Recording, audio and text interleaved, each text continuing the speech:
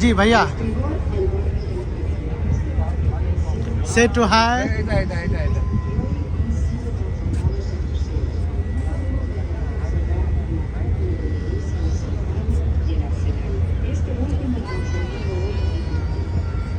ভাইয়া প্যারিস শহরে এই আজকের এই ঐতিহ্যবাহী জাহাজ ভ্রমণের আপনার অনুভূতি কি? ক্রুজ ভ্রমণ, হ্যাঁ ক্রুজ ভ্রমণের আপনার অনুভূতি কি? সত্যিকার অর্থে অনেক মন ভরে গেছে। ইউরোপের ফ্রান্সের এই যে 300 বছর আগের যে স্মৃতিগুলো, যেমনটি দেখতে পাচ্ছি যে এটা দেখার খুব আগ্রহ ছিল। ইনশাআল্লাহ আমরা এই ক্রুজ ভ্রমণে আমাদের পুরো টিমকে আমরা সবাই আনন্দ করতেছি।